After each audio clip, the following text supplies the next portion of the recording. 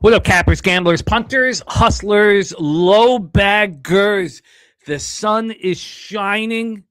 There is action afoot. It's my daughter's 9th birthday. Happy birthday to Ella Ola. I feel good vibes, and I want to transfer that over to this beautiful MLB card and get that cash. I'm feeling good. So excited to cap the card with all of you guys. Thank you so much for joining us.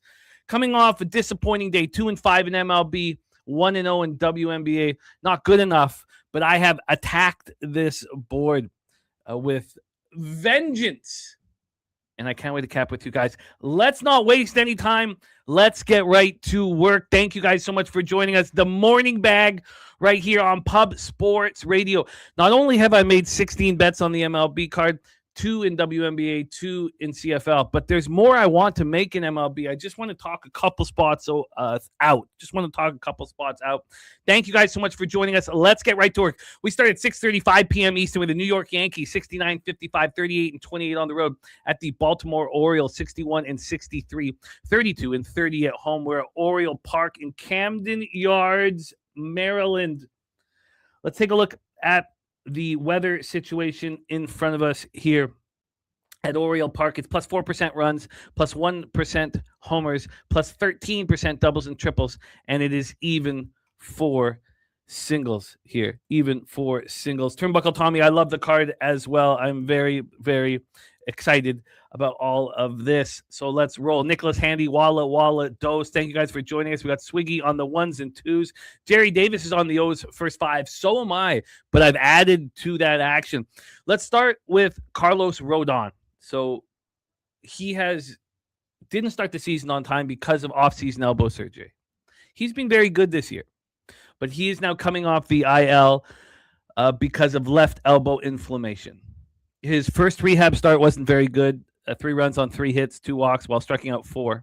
That was at AAA Scranton Wilkes-Barre. His second rehab start went much better, but it was at AA Somerset. Much easier situation for him. He threw 4 1/3 scoreless, got 7 strikeouts, threw 58 pitches. So he is on a pitch count, and Will Warren will be jumping on right after him. So it'll be Rodon, Will Warren as the combo. Rodon has a 3.30 ERA and a 1.25 whip this year.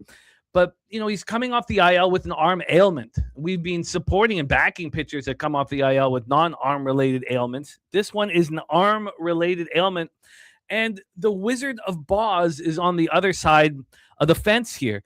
Shane Boz, 4.00 ERA, 1.36 whip, 4.18 expected ERA. I have no excuse for what happened to Shane Boz in that last start. None. I don't know exactly why he looked so bad. 3 innings, 5 earned runs. I mean, he had allowed 5 earned runs in his 4 previous starts combined, with a complete game thrown in there. Why he fell apart, I don't have an answer for that. It was on the road. I can't explain why Boz looked the way he did. But I can tell you that I expect him to bounce back here. I expect him to bounce back here. I didn't just make 1 bet on the Orioles early today. I made 2 bets on the Orioles early today. I'm on the Orioles first 3, and it was expensive at minus 120. I'm on the Orioles first 5 at minus 107. I've doubled down on this situation. Rodon is more than capable, a veteran pitcher, of coming off the IL and pitching well. But I want him to prove it here. I want him to prove it to me. When we come to the bullpens, the Yankees bullpen's very good. The Orioles bullpen's been good enough. I mean, it's not, you don't need to focus on the first 3 or first 5 the way I have if you don't want to. The Yankees bullpen, 2.99 ERA, 1.27 whip over the last 30. This Orioles bullpen, 3.76 ERA, 1.32 whip over the last 30. When it comes to the sticks, I have a major advantage here with the Orioles versus lefties and Yankees versus righties. The Orioles versus lefties last 30 days are hitting 267 with an 828 OPS. Yankees versus righties, 195 with a 614 OPS. I know they made additions at the deadline, but the additions don't seem to be doing anything for them at this point. We have a total that's moved 5 cents to the over. It was 8.5 minus 110 opener. It's now an 8.5 at minus 115. This came out at 2:06 p.m. yesterday. It did get up to minus 120 before coming back down to minus 115. And then when we get to the money line for this spot, we've had a move towards the Yankees from plus 104 to minus 119. So there was a 6 cents of movement 4 minutes ago at 10:02 a.m. I don't like that. I don't like that. This hadn't moved at penny overnight, and that's what I waited. I waited to see if this would have moved overnight, and so I made these bets this morning. There was a couple spots that I was a little. I just really wanted more information. When I thought I had it, I moved. You know what? This has now moved a cent back towards the Orioles on the first 5 at Pinnacle from 107 to 108.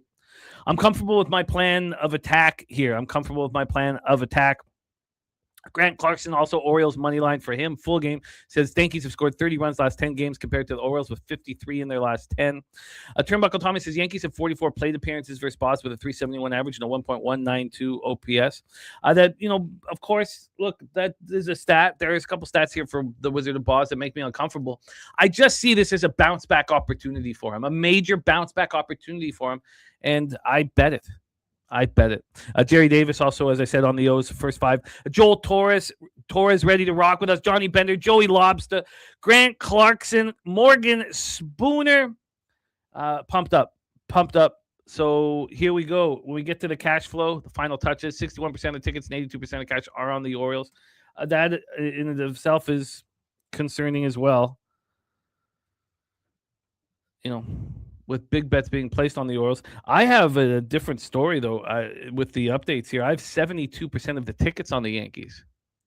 72% of tickets on the Yankees here with this update, and then just 18% of cash on them. If that's the case, you'd like to see this line moving towards the Orioles, which is not, which I can understand can make people kind of uncomfortable. 63% of the tickets on the under and 88% of cash on the under now. Again, the graphics you're going to see are what the cash flow was at 10 a.m. Eastern, and then we're going to talk about the updated numbers as we go through. Thank you, Kelly, my friend. So we are in business here. I've doubled down on game 1. Let's get right into game 2 because I've doubled down on game 2 as well. These were 2 spots I was so interested in, and I didn't move on last night. I wanted to see if we could gather more information, and I thought the information that we gathered this morning on the move towards the Pittsburgh Pirates was extremely loud. We're in PNC Park in Pittsburgh, Pennsylvania, plus 2% runs, minus 12% homers, plus 15% doubles and triples, and even 4 singles. Sharpie, it is great to see you, my friend. And Sharpie here saying Ball's last 3 starts for the Yankees is 12.02 ERA. Yeah, he's got ugly numbers. Look, he's never pitched, I thought, better than these last 5 starts before falling off in the last one. I'm not afraid of this Yankees lineup. So, but I hear what you're saying, and it's very important here. 462 for life, ready to go. And Jerry Davis says, Square Books moving to the O's. Look, I get it. Nobody needs to roll with me on that first game. I am backing Boz in the bounce back spot early, and I'm challenging Rodon with another elbow issue coming off the IL when he looked bad in AAA and good in AA. Again, you guys don't need to roll with me on this one. It's all good.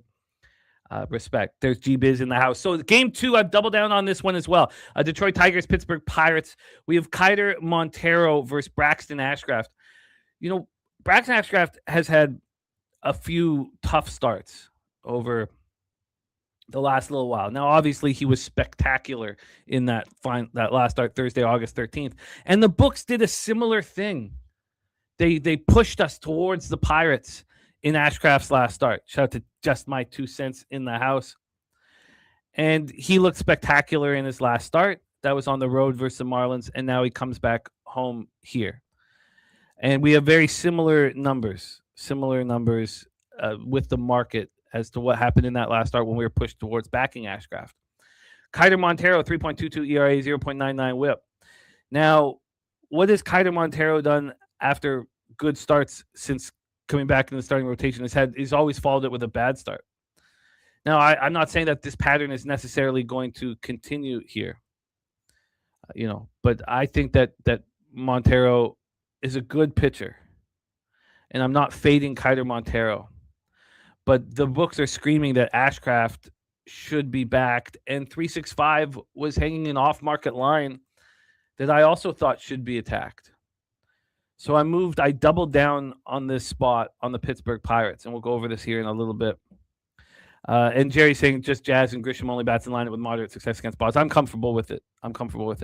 Spooner says 85 pitch game, no extra workload in that 9 innings. Yeah, we talked about that last night. It was a wonderful thing to see that he didn't, push too hard.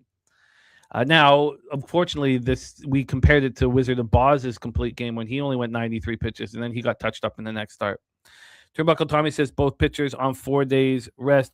There's our guy, Justin, in the house. Says, will you be discussing week 0 in the college football slate next week? We will, my friend. We will. And thank you for joining us from Germany. Hope all is well for you out there. Grant Clarkson says pass only because I can't trust either team. Well, wait till I set this up a little bit more. First off, let's talk about the bullpens quickly as we talked about the starting pitchers. Pirates bullpen 3.51 ERA, 1.32 whip. Tigers bullpen 3.45 ERA, 1.25 whip. Now we have a very tired Pittsburgh Pirates bullpen here. So now we have two bullpen pieces that we'd want that have gone back-to-back days, which is uncomfortable. There's basically 4 guys here that can't go. We believe Soto can go back-to-back. That's going to be important. It's also going to be important for Ashcraft to go deep in this game. Johnny Bender saying Pirates Ben is cooked. I hear that. And when we come to the sticks, the Tigers are annihilating righties, and the Pirates are not. And Topset is on the Tigers at plus 130 here in this one. Tigers versus righties, 288, 837 OPS. Hitting them, and the Pirates are not. There's a lot of negative things about the Pittsburgh Pirates, except for the fact that Braxton Ashcraft is on the hill, and the books, I believe, are pushing us in the direction of backing the Pittsburgh Pirates. There are minus 150s, minus 153s, minus 145s. I'm looking at a minus 138 at BetOnline. This opened up at minus 125 and moved to minus 138. 365 had this at minus 135, which was a big surprise. A big surprise because over at Pinnacle, this was a minus 142. Actually, it was minus 144. It's come back 2 cents. It's a minus 142 full game and a minus 169 first 5. 27 cents here. Now, you could say, well, this is predicated on the fact that the Pirates bullpen is exhausted, things of that nature. 27 cents. The Pittsburgh Pirates first 5 is minus 169. Minus 169 at Penny. That's a massive, massive first 5 line. The Pirates are a game over 500 at home, playing a Tigers team that's playing very good baseball, 5 games under 500 on the road. You have, 2 pitchers on the hill, and you could make a very, very legitimate argument that Kiter Montero has had the better season. And John Bennett says, I don't think the books are pushing us to Pittsburgh. This isn't outright shoving. Look, this is exactly the situation that we cashed with Ashcraft last week. It's exactly the same. I understand that the Tigers are playing at a level compared to the Pirates that the Tigers, you'd want to back them, and that's fine. We have 53% of the tickets on the Pittsburgh Pirates. 73% of the cash is on the Tigers. So this is a pretty legit move towards the Tigers team, towards the Pirates team that only is getting 27% of the cash moving towards them. 67% of tickets are on the over, and 67% of cash is on the under. So it's 67 on the over and 33% of cash there on the over. I'm comfortable with this spot. I'm very comfortable with this spot. Turnbuckle Tommy says Pirates lineup ranks top 4 against 3 of the 5 pitches they will see from Montero. Elio being on the other side and the way he's running right now is not a comfortable feeling. But again, 27 cents difference. I mean, looking back at it now, I could have comfortably just taken the Pirates. The fact that I was getting a minus 135 here, the fact that I was getting a minus 135 at 365 for the full game made me press the button there as well. So 2 bets for me in both of these first games for this spot here. I'm on the Pirates first 5 minus a half at minus 115. Pirates full game minus 135. I mean, you have to, even if you're on the Tigers, you have to admit that the books imply, or the sharpest book in the land, let's say Penny, their implied probability on the Pirates first 5 is astounding. Now you could see that as giving you value on the uh, value on the Tigers, and I wouldn't say that you're wrong, and you don't talk friends off of dogs, but that 27-cent difference is massive, and it was the exact same difference that we utilized to back Ashcraft against Tyler Phillips in his last start against the Marlins, and they won that 13-1. So let's roll on. Those are the first two games on the board. We've doubled down on each of them. And then here is a game that I had queued up, and I couldn't press the button this morning. Let's talk about it. Miami Marlins, Philadelphia Phillies. Marlins 64-61, 26-36 on the road. Phillies 67-58, 32-30 at home. We're at Citizens Bank Park, Philadelphia, Pennsylvania. Citizens Bank is slightly offensive. There's some rain as well that we may have to deal with. Plus 7% runs, plus 13% homers, even for doubles and triples, plus 1% singles. I want to take a quick look at the Philly weather and see if there's anything. We got the radar up. Is there anything we need to worry about here in Philadelphia? We are very excited about some changes in our schedule, which we're going to get in over time and not right now. But we are going to be, we're going to have a whole bunch of live streams at night, at 7 p.m. nightly. And it's going to be fun. It's going to be fun. We're also going to have these live weather graphics for all of our live baseball games, which will be fun as well. Let's take a look at the Philly weather here. So we have rain in the forecast, but nothing we need to worry about at all. This looks beautiful. And we have no precipitation come game time. So no worries at this point here at all.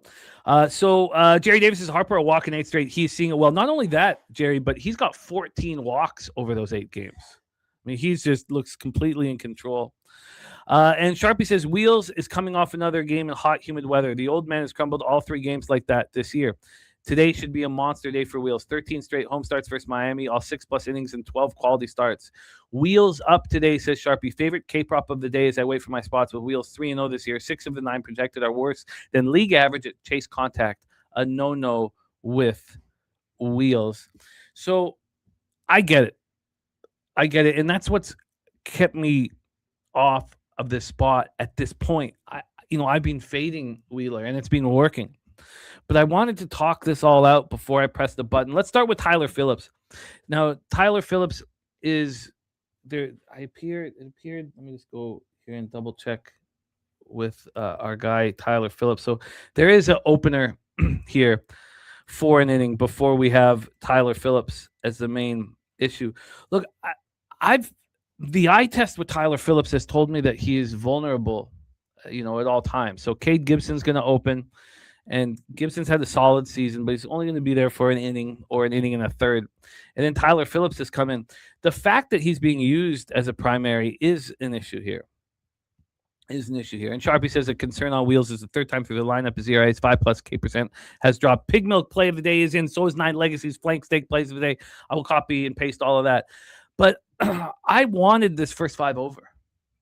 I wanted it, but I had some concern about just, fading Wheeler without really putting in enough time and energy and due diligence with it here, because it sure is appealing in the marketplace. Thursday, August 13th, 5 1/3, 4 runs, 13-1 loss at home versus Pirates. That's when he went up against Ashcraft. Turnbuckle Tommy says Wheeler is in his head. He showed in the last game. Marlins get to him today. It's been back-to-back games where he's been getting yelled at by the opposition for whether or not his foot is on the rubber. Now he is back home. 2.89 ERA, 1.00 WHIP, 2.78 expected ERA. The last start of his was bad at the Cardinals, and we faded him comfortably. The start before that, he looked shook as well. So the start before that was a rain-shortened start. He only had 2 innings. So if you look at his last 3 starts and to put a line through the rain-shortened start, it's been 3 straight starts that he's looked bad. The thing is that third start, July 27th, was at the Marlins. It's hard to imagine a pitcher with Wheeler's skill set, multiple pitches, all the movement, being back at home and not bouncing back.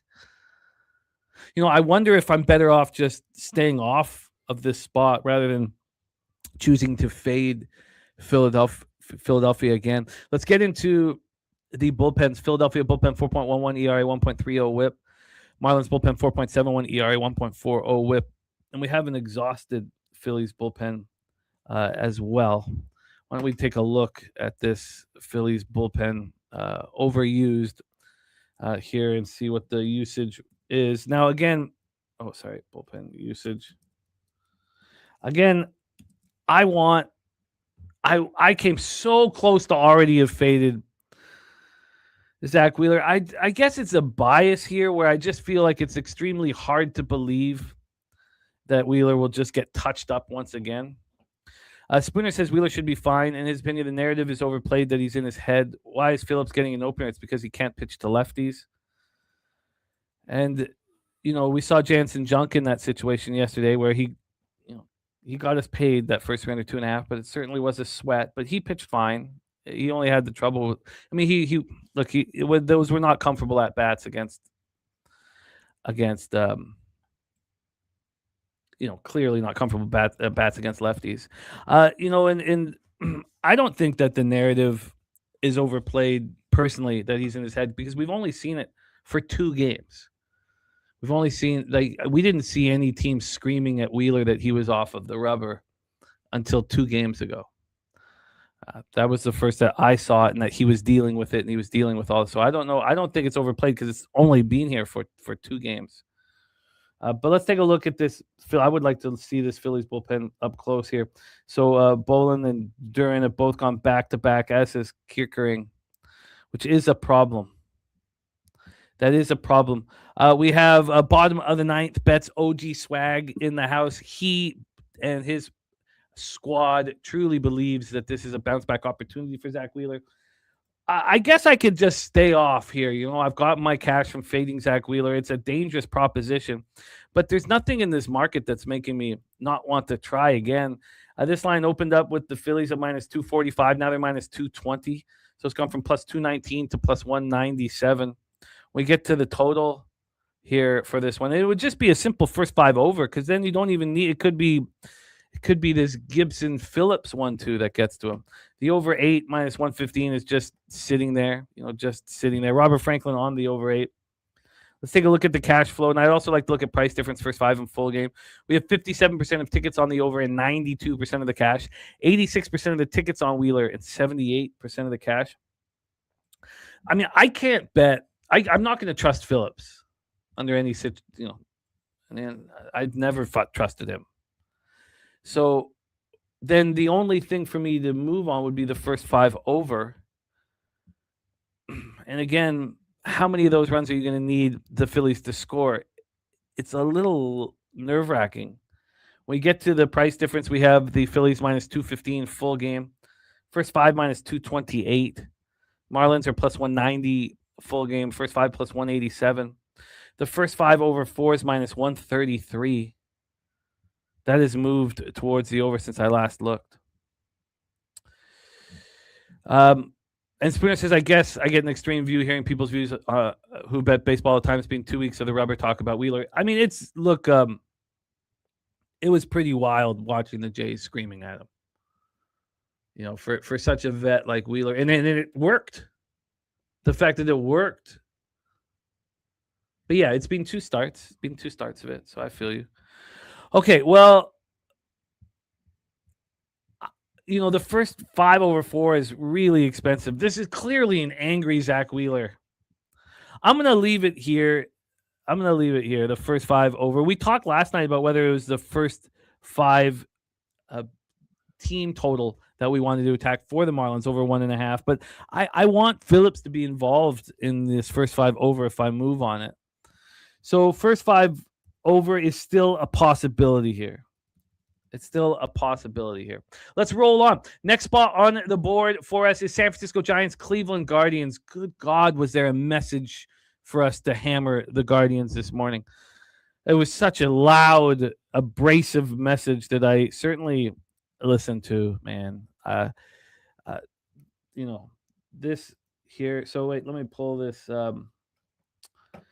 up here. So I moved on the Guardians first 5 minus 0.5 and the Guardians full game minus 1.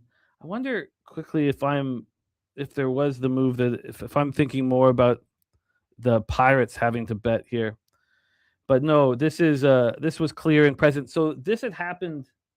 Sorry, I take this back. So this clear and major move towards the Guardians happened during our show. So I bet it as soon as our show was over. It was just a massive move towards the Guardians. When we started our show, the Guardians had moved. When we started our show, it was minus 170.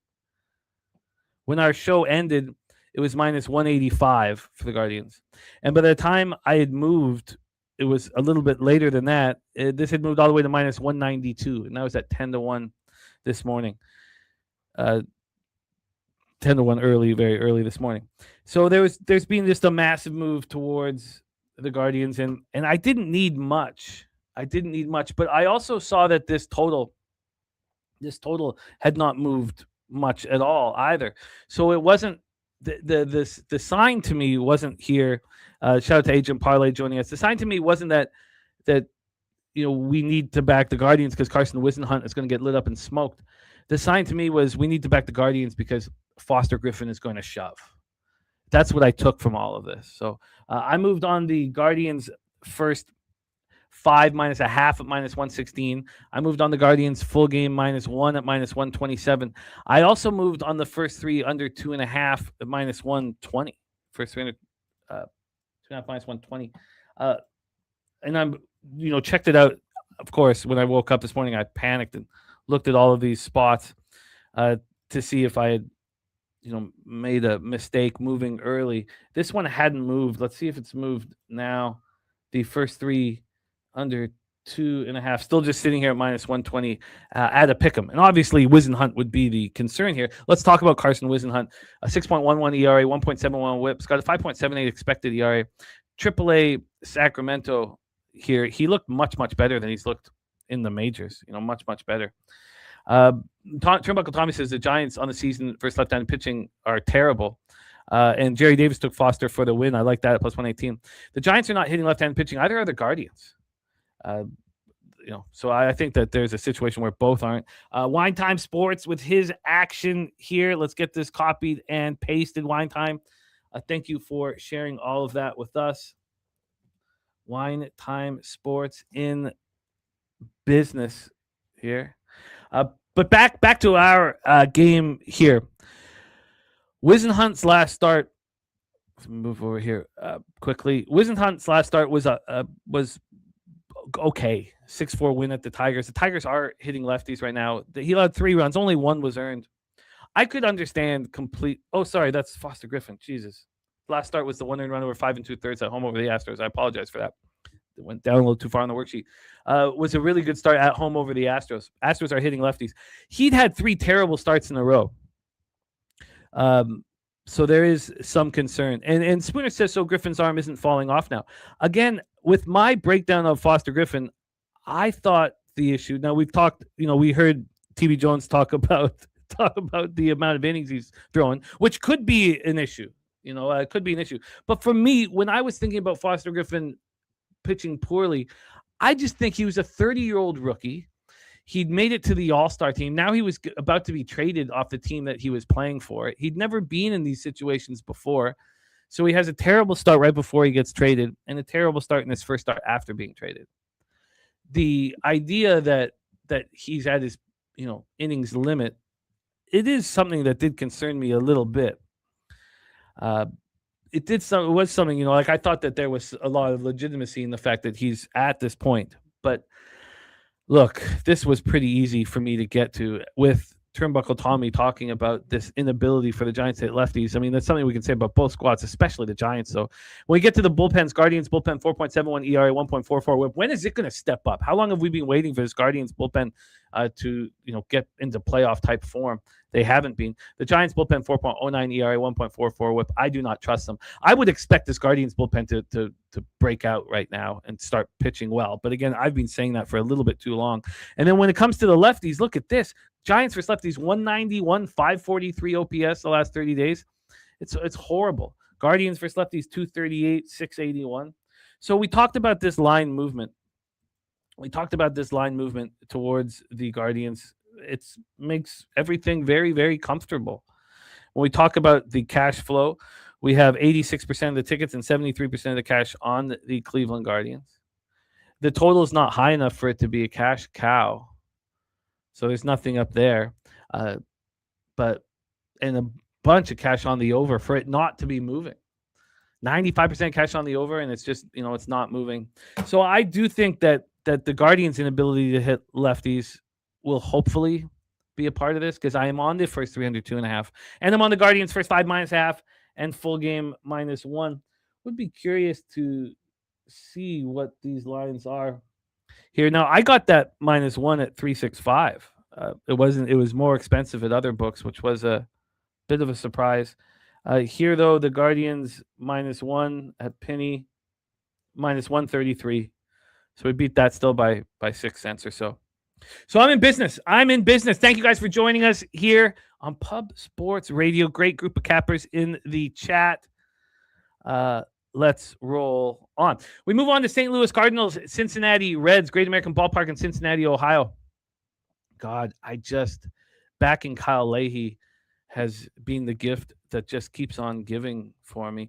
There are some, they've won his last 3 starts. It's not being comfortable. They don't score many runs, and that can be a real issue. And there's Big Zoe in the house. Great to see you, Zoe. So, I can't stop. I can't stop backing Leahy every chance I get. The line doesn't need to move to him. I just can't stop backing him. He's just pitching at such a high level. I would like to back Leahy, as I told you guys, against the best pitchers in the league to give me the best number that I can get. So I'm a big believer in Leahy here. Big Zoe, you're the man. Thank you for renewing your membership, man. It means a ton to us. And we're excited to talk about all the membership things that we have coming up. We have a lot of news for September 1st.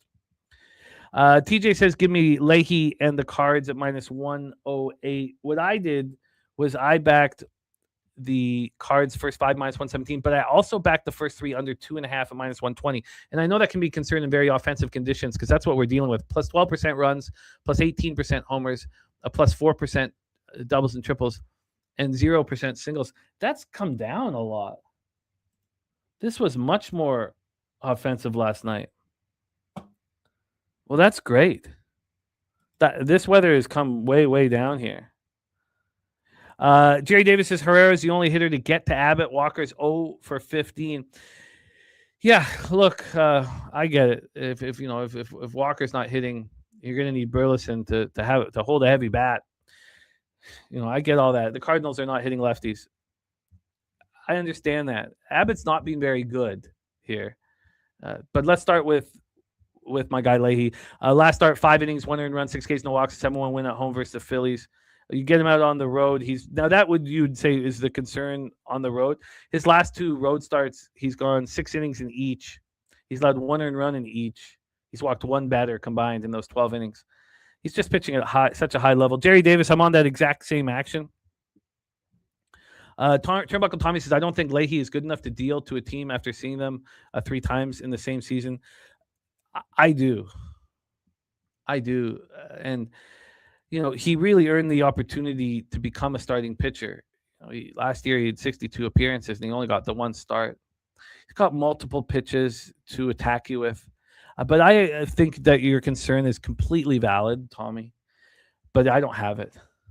I mean, this is a guy... So he's walked 2 batters in his last 6 starts. He has allowed he has not allowed more than 2 earned runs in his last 9 starts. He's just in complete control. And I'll challenge this Reds offense. Andrew Abbott, on the other hand, 4.13 ERA, 1.42 whips, got a 4.75 expected ERA. And he's been okay. TJ saying Leahy's reverse splits guy. He will get 7 righties. The Turnbuckle says, I'm not saying he's not good, but the Reds seeing him for a 4th time is terrifying. I hear you. I hear you. I mean, we go over these Leahy starts versus the Reds. They got 2 earned runs off him in 6 innings on July 26th. Then the next start versus the Reds, you go back to June 5th. And June 5th, he wasn't pitching well. He saw them in twice in 3 starts on May 23rd and June 5th, and he was pitching so poorly then. I just see him as a different pitcher right now. But you have all of the, at that point, we were wondering, could he even start? Is he a starting pitcher? So I'm comfortable. Andrew Abbott's been okay. He's just been okay. I always expect more from Andrew Abbott, so I guess I hold him to a higher level. Turnbuckle Tommy says, I think the Reds can smoke him today, but he doesn't trust the Reds right-hand pitching home. Look, I don't, but it could happen, of course. Abbott, I think, is the one that's more vulnerable. He's allowed 11 earned runs over his last 3 starts. He just doesn't seem near. I mean, he's certainly, we can see the statistical profile. He's not the same pitcher he was last year. But I do believe in him. So, the fact that last 3 starts, only 1 start of them, he got out in the 6th inning is a bit of a surprise. He allowed 5 earned runs in his last start versus the White Sox at Chicago. But I do think that that the White Sox are hitting lefties a lot harder than they were, and so the Cards are certainly not hitting lefties. Look, I'm on the first 3 under 2.5, and the Cards first 5. There's not much more I need to put into it. Let's just take a look at what that first 3 under 2.5 is. I love the fact that this weather's become much less offensive. The first 3 under 2.5 right now is moved 5 cents since I bet it. That's good to get a little bit. AM says this total climbing is a bit alarming. It's moved 5 cents at Bet Online. So it's moved 9 cents since the show has started. So I guess you could say that. But at that point, it had moved 4 cents towards the under. I mean, Great American Ballpark, it's a pretty low total. Jacqueline, it's wonderful to see you. We've missed you. Jacqueline in the house. Great to see you, Jacqueline. So I'm in business. I believe in this game. But the blowback from our guy, Turnbuckle Tommy, is I get it. Let's roll on. Next spot on the board for us is Toronto Blue Jays at the Tampa Bay Rays at the Trop in St. Petersburg, Florida. This one really kind of bothered me. I was unable. We were talking about, how early Caesars and FanDuel come out with their first threes. Caesars around 5 o'clock, FanDuel around 8 o'clock, Bet365 around 9:15. And it's a problem for me on my first threes. So Spoon's got this minus 130 on the Blue Jays Rays first 3 under 2.5. That's a great number to get. I saw this at minus 145. I also saw it minus 140. It was minus 140 during our show. It had dropped to minus 140. Then I saw it at minus 145 last night. And then this morning I woke up again. It was minus 140 at Bet365. Just a little too expensive to bet here. So with some discomfort, I should say, I'm moved on the first 3 under 2. First 3 under 2 at plus 102. I'm also on the first 5 under 4.5 at minus 124. That was a better situation. I probably only should have bet that, but I didn't want to leave this alone. We have Jose Soriano going up against Slick Nick Martinez here. Wine time is on the under 7.5. Sharpie says in the props market, it says that Soriano has a quality start. Mark Sasowski took that first 5 under 4.5 minus 135 not long ago here.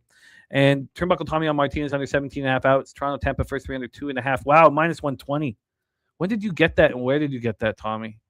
Jealous. And he's on the Blue Jays first 5 plus a half at minus 140. Let's talk about Jose Soriano. 3.16 ERA, 1.25 whip, 4.52 expected ERA. Supposedly the relationship with him and Pete Walker, the Blue Jays pitching coach, is going great. And, he's being utilized differently than he was being utilized as an Angel. And it's all working. He's had 2 starts. That first start in Philadelphia was in very offensive weather. I thought it was an extremely impressive start. 4 2/3. He allowed 1 earned run, struck out 3, walked 3, and a 5-4 win at the Phillies. That next start was at home versus the Red Sox, and he was in complete control the whole time. He hasn't, going over the opportunities he's had to see the Rays. He saw them. Now, this was at home on June 13th, and he completely shut them down. So he's got confidence against this Rays offense that is, very dangerous. That was the only time he saw him this year. Big Cuz says Tampa bullpen is taxed, and we're going to go over that here in a second. But let's talk about Slick Nick Martinez first. 12-3, 2.74 ERA, 1.09 whip, 4.43 expected ERA. We saw Slick Nick in his last start it was impressive. I know he allowed 4 earned runs, complete game, 9 innings. But man, it's Sutter Health Park to deliver there. This guy just keeps delivering and delivering. Every time I think he's going to start slipping, like when he allowed those 6 earned runs at home versus the White Sox, he comes back and doesn't allow a run in the thin air of Colorado. He's now, remember, we backed him. It was easy to back the Rays. I mean, it's not rocket science to back the best team in the American League, but we backed him heavily against the Athletics because he just pitched in Colorado. He just pitched in the two most offensive ballparks that we have in the league, in Coors Field and Sutter Health Park. Now he comes back home. Why wouldn't he be able to pitch well against a Jays team that, although they got themselves back in the wild card, it's not a team that is any concern, especially offensively. When we talk about these bullpens, Rays bullpen 3.67 ERA, 1.07 WHIP. They've been so professional. And on the other hand, we have the Jays bullpen 3.65 ERA, 1.46 WHIP. That certainly shouldn't be trusted. Last night, Boozer, Legumina, Baker went. So did Wells and Kevin Kelly. So they didn't use Matz, the lefty specialist, but Legumina can go again. I'm not sure about Brian Baker, but Wells and Kelly could go again. They hadn't pitched 2 days previously. I can understand the concern with the bullpen, and with the Jays, you have a team that's playing their best baseball. They're playing their best baseball of the year right now, so they believe in themselves. So it's all very legitimate. When it comes to the sticks, the Rays versus righties 276, 785 OPS. Jays versus righties 247, 679 OPS. Sharpie says Soriano is out of the zone 5% more than league average with top 5 percentile chase contact. Rays swing at every pitch will play to his elite chase contact. TV Jones also liking Soriano and his ground ball percentage in the Blue Jays' fresh bullpen. Says Rays are fried. Came back twice last night after trailing. And Turnbuckle Tommy says Jays have 68 plate appearances versus Martinez with a 344 average and 899 OPS. I don't get too concerned here about what the Jays have done to anybody. When you watch this offense, they're meek. And when you look also at any kind of statistical career-long numbers for Nick Martinez, they're just not what he is right now. Look at what he did the last time he faced the Jays in Toronto. He went 6 innings. He allowed 1 earned run, allowed 6 hits, didn't walk or walked 1 batter. I mean, he's playing at such an elite level this year. He's an all-star. Who would have thought that? Look at the first time he saw them this year, May 4th, 1 earned run over 5 innings. All of the times where he's been touched up by the Jays were previous years, not this year. So I'm not too concerned. Interesting, Billy Friedrich. I will copy and paste this information about Hagen Smith. Reluctantly copy and paste it. And I will reluctantly look into it. So there we go. I'm on the first 3 under 2 at plus money. I probably could have just left that off. And I'm on the first 5 under 4.5, which I like a lot. So we roll on. We got Green Beans in the house, says, Sup, fellas, Champions League action today. He's on Dynamo moneyline minus 135 and Olympic over 4.5 corners at minus 102. I will look up Hagen Smith. All right, let's roll on here. But Jays Rays, I'm in. I'm hammering this card. We move on. Next spot on the board, 7:10 p.m. Eastern. We have the Arizona Diamondbacks 66 and 59, 30 and 32 on the road. At the Boston Red Sox 66 and 58, 29 and 31 at home. Fenway Park in Boston, Massachusetts. Man, being right doesn't feel as good as how bad being wrong feels. And I didn't word that properly, I guess. But God, Mitch Bratt really got me right in the old bottom mouth last night. Warbucks asking if anybody is on the San Francisco Giants. And no, a lot. I mean, with that 35 cent move to the Guardians, I hammered the Guardians last night. We didn't hear much. So you would be on an island, which isn't a bad place to be. Let's roll on, though. Diamondbacks, Boston, Red Sox, Fenway Park, minus 4% runs, minus 9% homers, plus 1% doubles and triples, and plus 2% singles. We have Merrill Kelly 8 and 10, 5.11 ERA, 1.48 WHIP, 7.13 expected ERA, and he's just not to be trusted. That last start was ugly at home versus the Rockies. Ugly. 6 earned runs over 5 innings. He seems to be. I thought that he was coming together and starting to pitch better, but I was very, very wrong. Very wrong. And it cost me money. Ranger Suarez, on the other hand, 3.25 ERA, 3.59 expected ERA, 1.19 whip. So, Suarez, I've had some concerns about. I was a little nervous about what he was going to do versus the Jays, and the Jays didn't get to him, as the Jays don't get to lefties. The Diamondbacks are raking lefties right now. Suarez is an elite pitcher. There's our guy Troy Torrance in the house. Troy, great to see you, my man. There's no doubt that Suarez is an elite pitcher. He just, he dealt with the hamstring tightness, and he dealt with the groin strain. It was right hamstring, left groin. He wasn't going deep into games. This last start was the first time post All-Star break that he's made it through 5 innings. But I can't. I would have to be looking at just overs if I was going to attack him, because I can't trust Merrill Kelly. When you get to the bullpens, Red Sox bullpen, 2.29 ERA, 0.99 whip, being just elite. The Diamondbacks bullpen, 4.44 ERA, 1.34 whip. At times they look competent, but it's just not enough. When it gets to the sticks, both teams are hitting. The Diamondbacks are destroying lefties right now. Not with a ton of power, but still really nice numbers versus lefties. 297, 853 OPS. Red Sox versus righties, 270, 796 OPS. Let's get into the line history here for this Diamondbacks Red Sox spot. We've had the total drop from 8.5 down to 8, implying that these pitchers will pitch well. This was an 8.5 until 8:50 this morning when it dropped to 8. So a half-run move to the under. One of the few games that I've not moved on that, and then still nothing's becoming appealing. We had 9 cents of movement towards Suarez from minus 158 to minus 167. When we look at the price difference here for Diamondbacks and Red Sox, we have the Red Sox minus 164, first 5 minus 170. There's just not enough. There's just not enough for me. So I'm off of the game. I'm not going to. I've got a ton of action, and there's more action I want. And this next game I want to talk about so badly. So let's roll into it. I came so close to moving on Robbie Ray.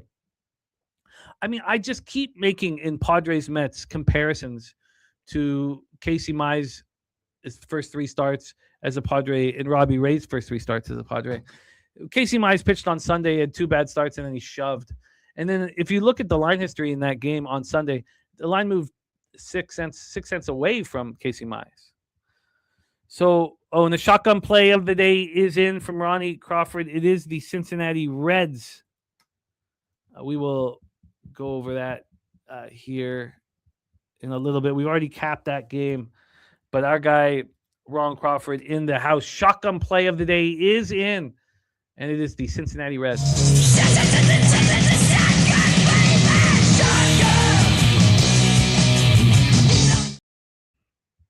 So let's get back here to this spot.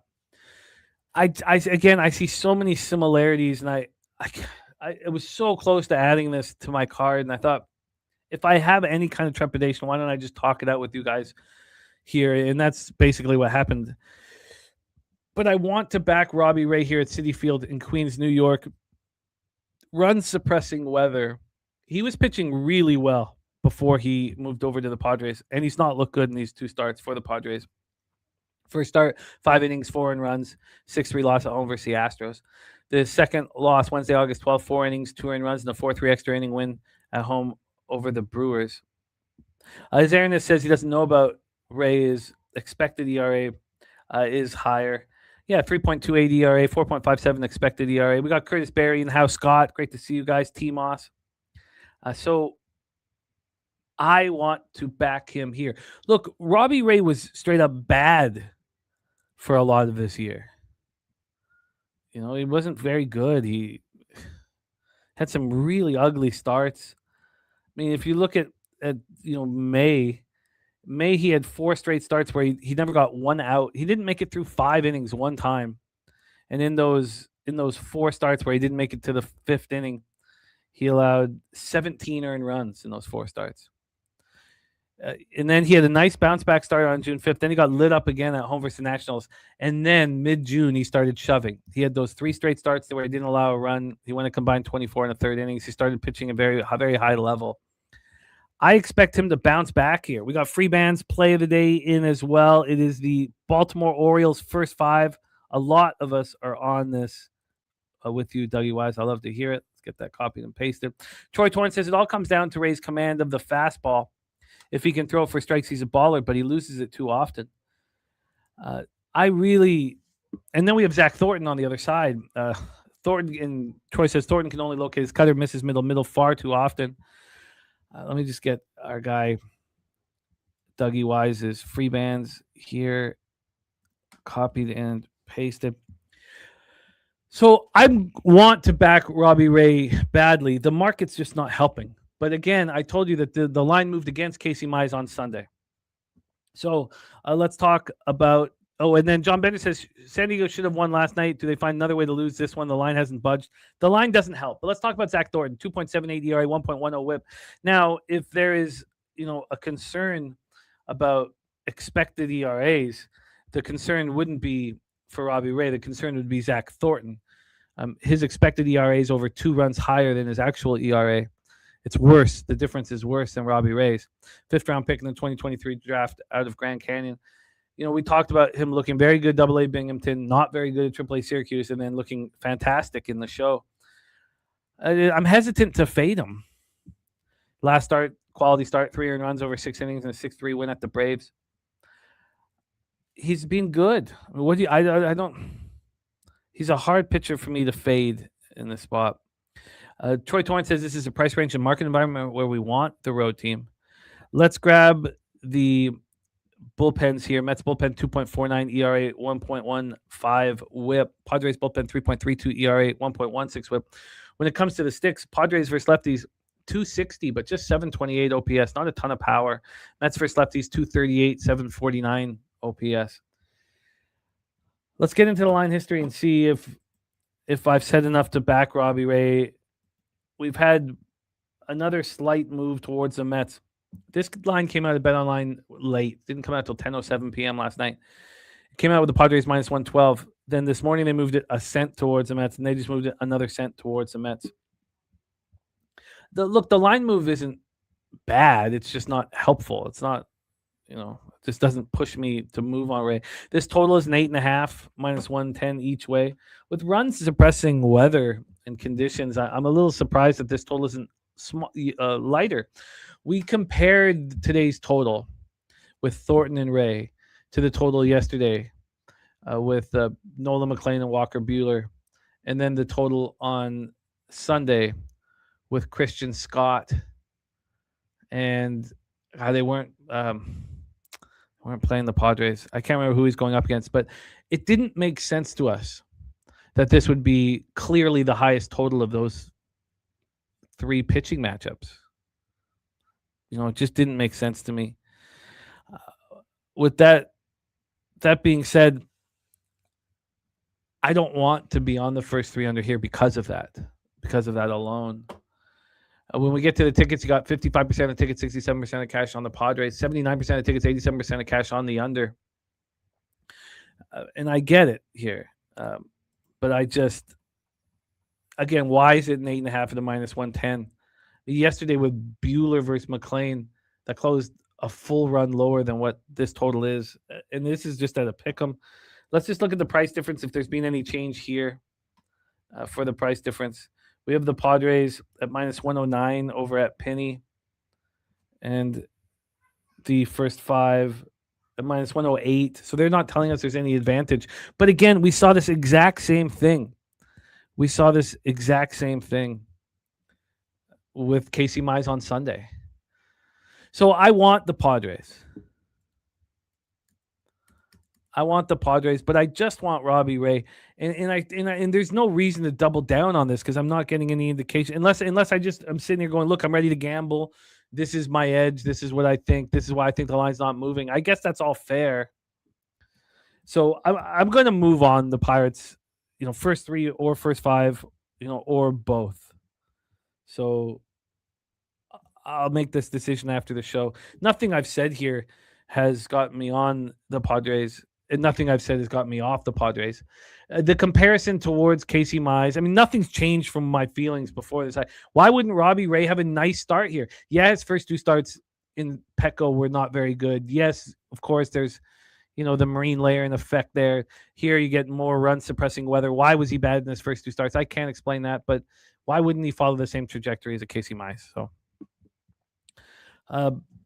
John Bender says, wait for the line movement to justify the play. That's how I usually roll unless I have conviction. And I have conviction.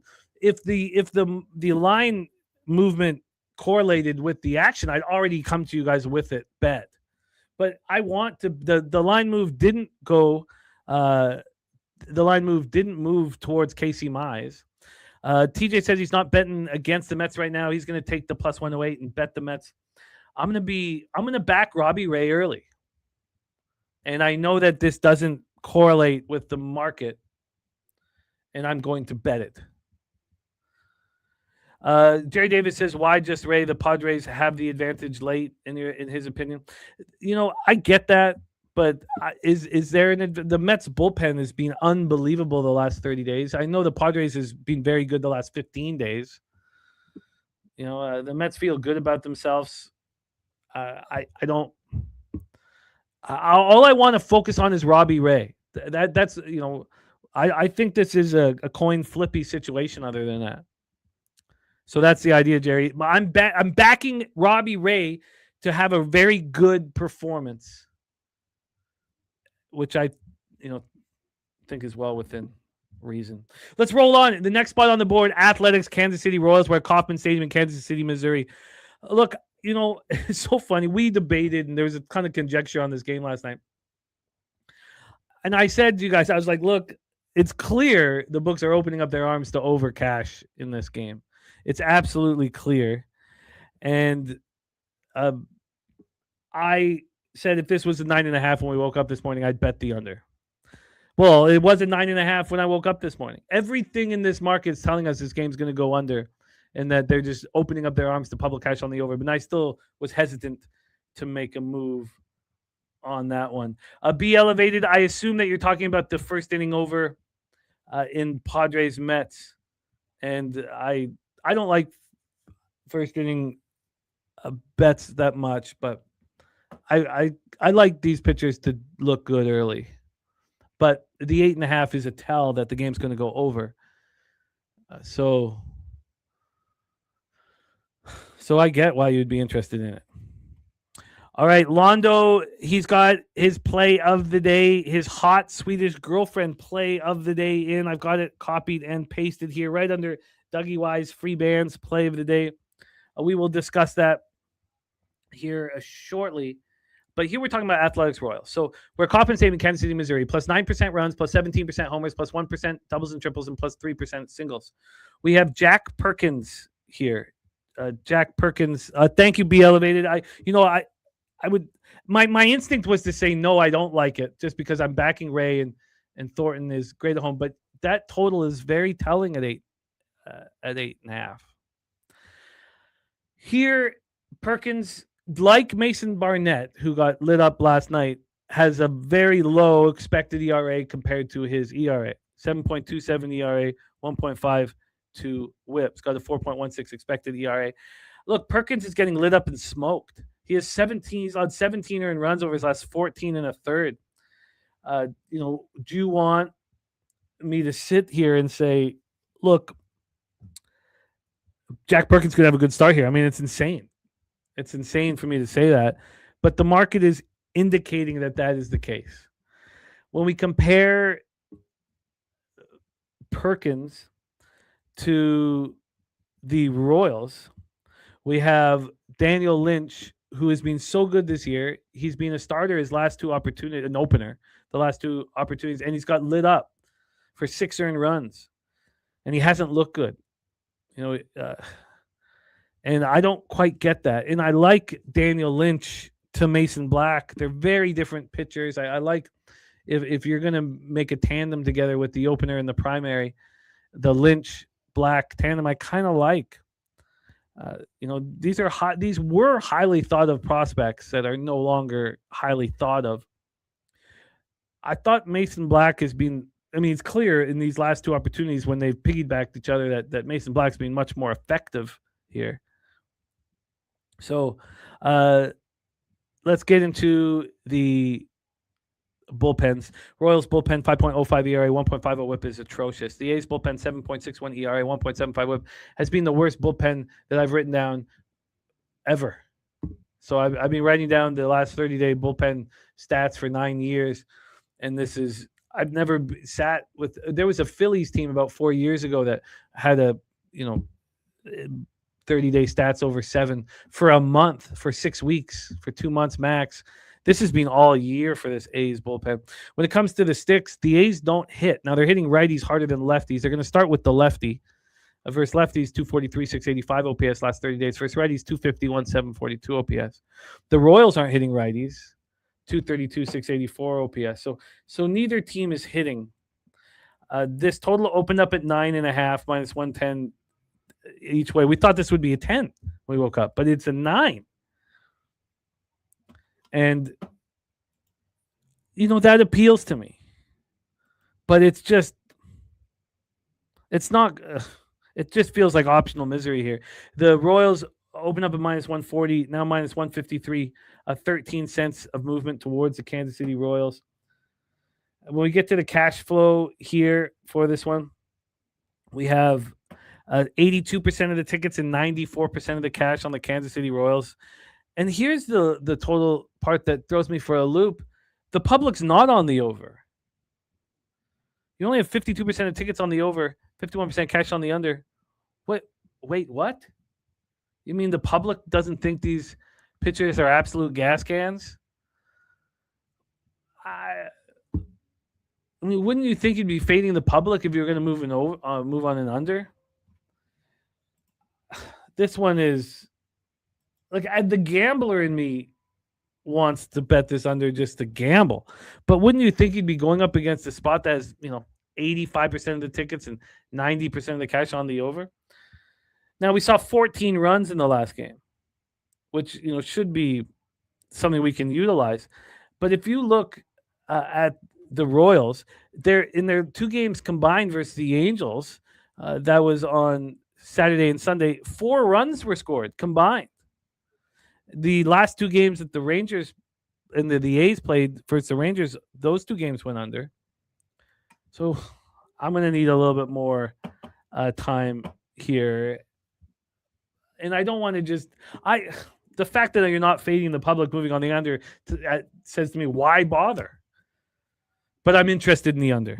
I'm interested in the under in this spot. Let's just look at the price difference very quickly here. And why am I interested in the under? It's almost all just the market.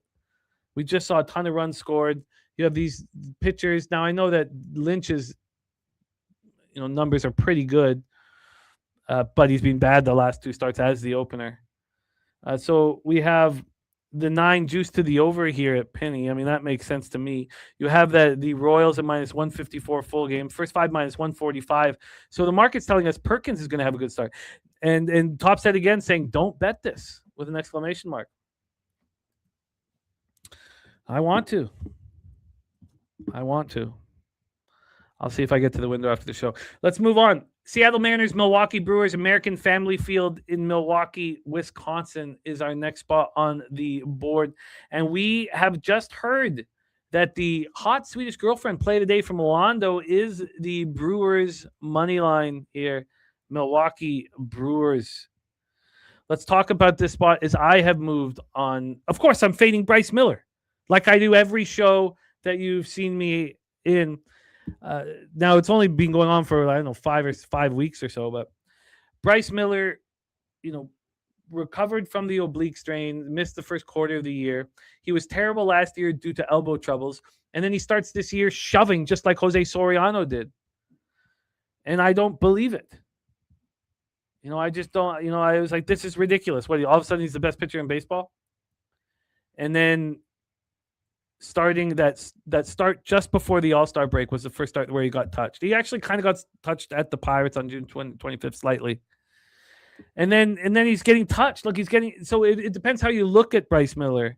And there was conjecture with Topset and I on this game last night was what should the line be, and he made an important point that this is a big line for the Brewers because of Bryce Miller, because of his full statistical profile.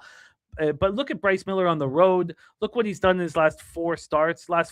He's allowed 16 earned runs. Look, Bryce Miller should be faded. Now, what happened to Kyle Harrison in his last start? You know, he came off the IL with the left forearm issue. His first start was at home versus the Pirates, and he showed no ill effects. His velocity is right where it usually is, around 93.6. So there's been no movement there. August 5th, that first start off the IL, he looked great. 4-2 win at home versus the Pirates. That start Tuesday, August 11th, 4 2/3, 8 earned runs, 3 home runs. Look, it's difficult to explain. But the Mariners do not have power versus lefties here. And then TJ says they removed 5 earned runs from his last start. I didn't know that. Yeah, it's not updated for me. I didn't know that. So, with all of this being said, why would Kyle Harrison not bounce back here at home?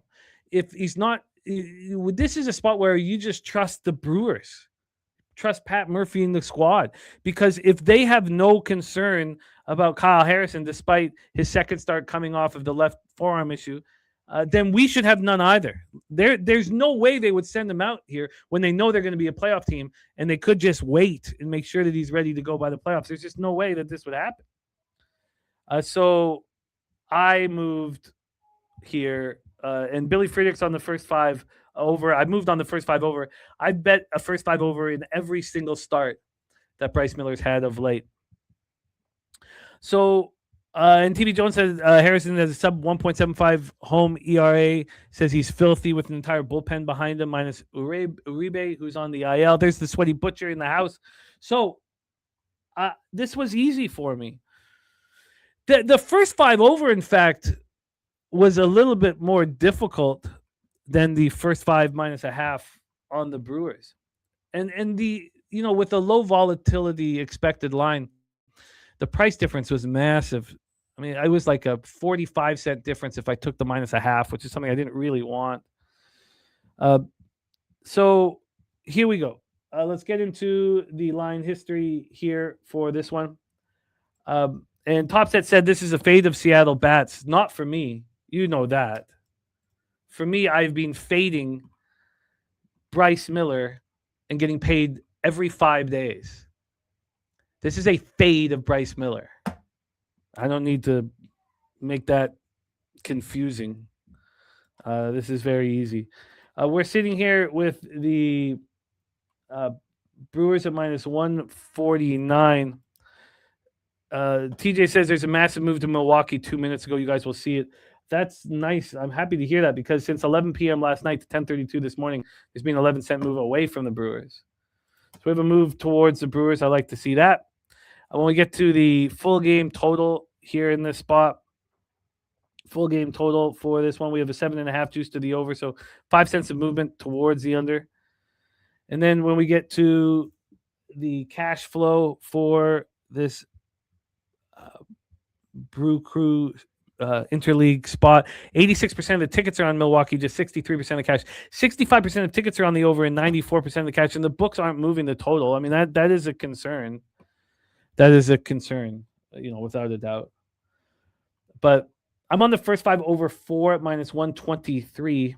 Let's just take a quick look and see. I believe that it moved 3 cents against me when I looked this morning. Let's just see what it is right now. Here, it's taking a second to come up. I don't know. Here we go. So the Brewers are minus 174 full game. First 5, they're minus 156. Wow, minus 174 full game. You're right. There has been a massive move towards the Brewers. Wow. And then the first half total here is over 4 at minus 120. I guess looking back at it, maybe I should have just moved on the Brewers full game. But I didn't. Alonzo says Brewers are going to smash today. Maybe. I don't really want to double down, but I could. I'll take a look at doubling down. I'll take a look at doubling then. We got Matty Ice in the house asking if we smell something, which would mean a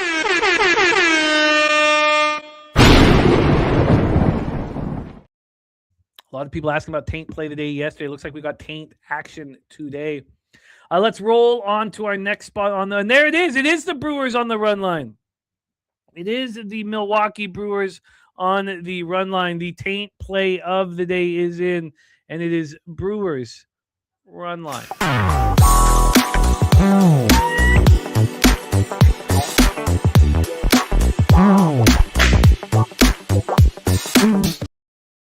Put that right under Londo's play of the day. We'll go over all of our specialty plays of the day here at the end of the program. But we are in business. We are in business. So let's just roll on. Next spot on the board for us is Braves Twinkies Target Field in Minneapolis, Minnesota. I wanted to fade Tyler Mahle here. And I don't trust Zebby Matthews. I haven't all year. And I felt impossible. I felt that it was impossible for me to fade Mahle by backing Zebby Matthews, even though Zebby Matthews is at home. Let's talk about Target Field, Minneapolis, Minnesota, where the Twinkies are 32-31. A nice job, Drew. Let's go back to back, man. 0% runs, minus 5% homers, plus 1% doubles and triples, and plus 1% singles. We have Tyler Mahle, 4.64 ERA, 1.32 ups, got a 3.93 expected ERA. Turnbuckle Tommy on the full game over 8.5. Those are the current. That's the Doppler radar here. The Doppler radar. We should get these weather reports from Swiggy, maybe from NFL season. Get Swiggy dropping these weather reports, whiskey in hand. We have so obviously Mahle's been spectacular here. We have back-to-back starts where he's been so good. He's allowed 1 earned run. He struck out 16 and walked 2. Mahle's been the most predictable pitcher in Major League Baseball for a long period of time because he shoves at home and he gets lit up on the road.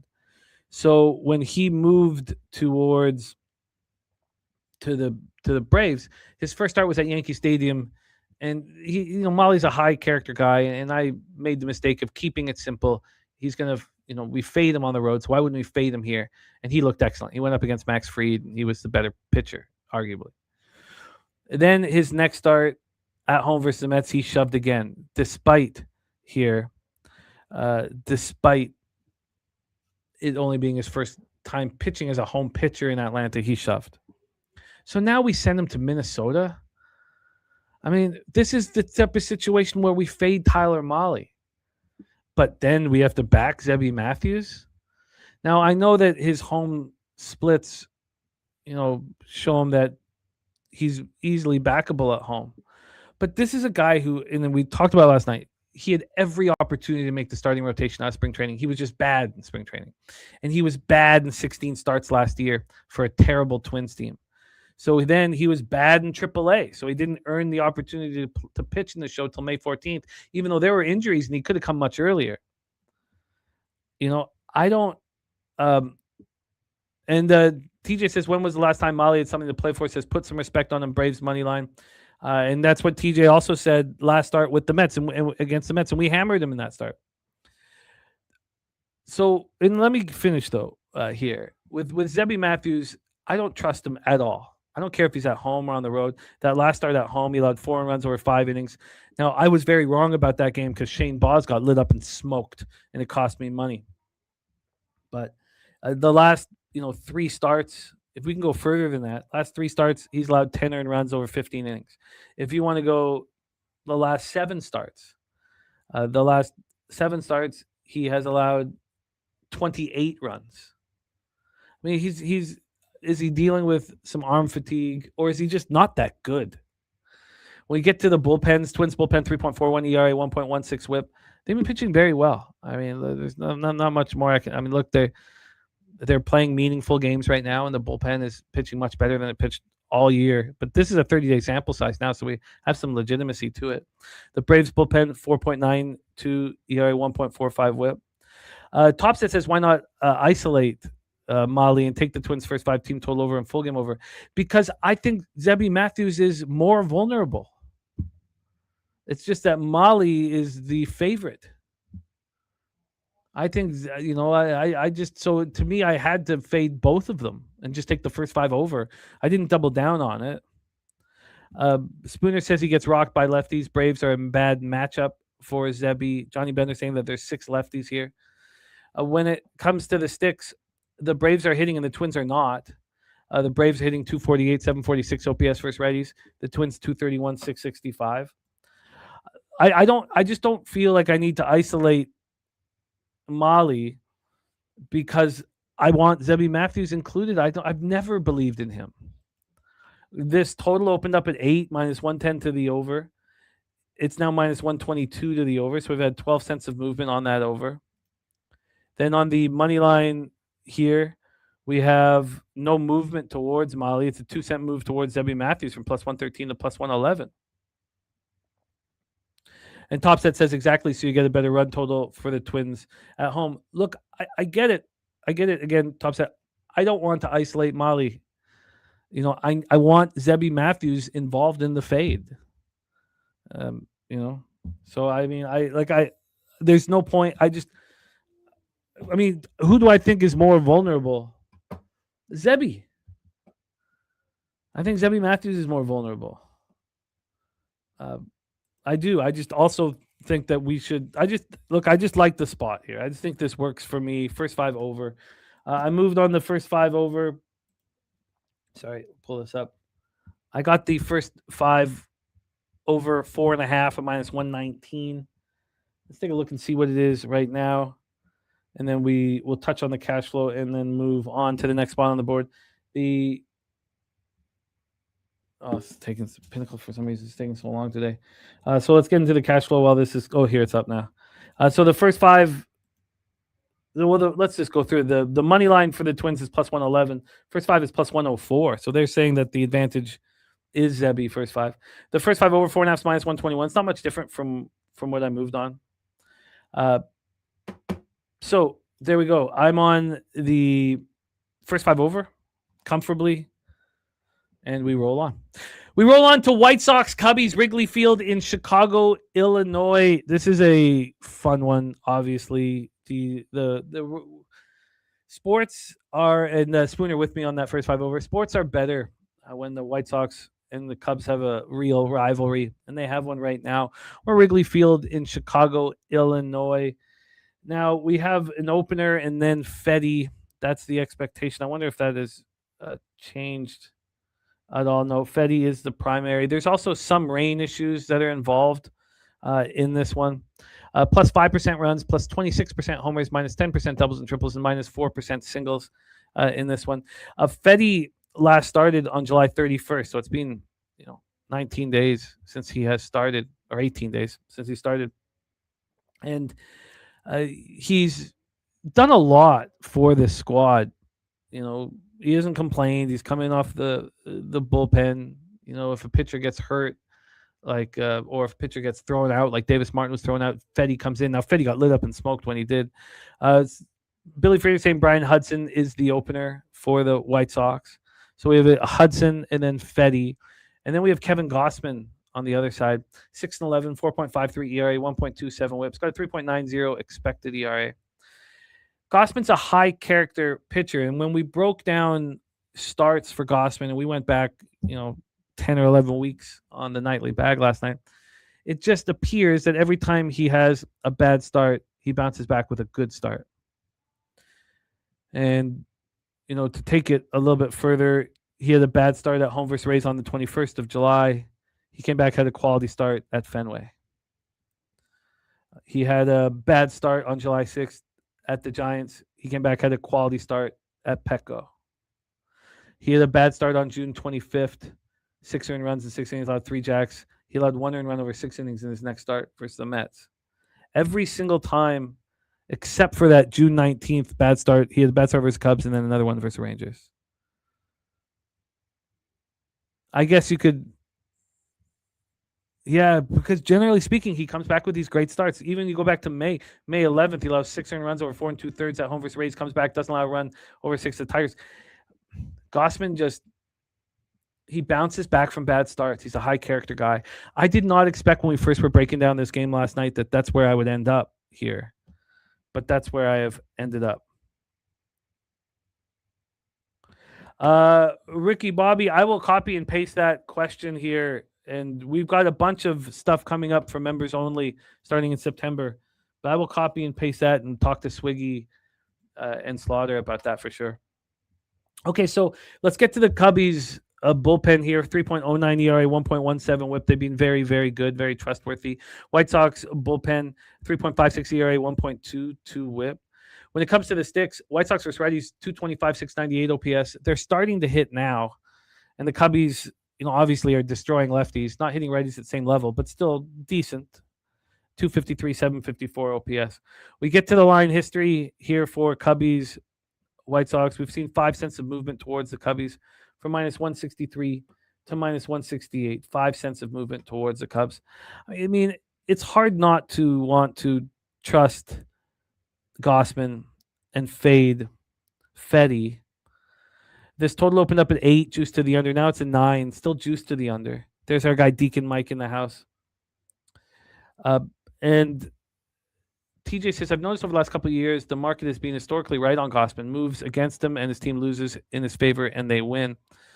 Yes, Deacon, I did think of you, as always, whenever I put on this Lou Brock jersey. Let's take a look at the price difference for first 5 in full game and then take a look at the cash flow. Cash flow's up 87%. I think it's 81% cash on the Cubs. You would hope that more money would be moving, or that the line would be moving a little quicker towards them. From the total, we have 50%. I think it's 91% cash on the over.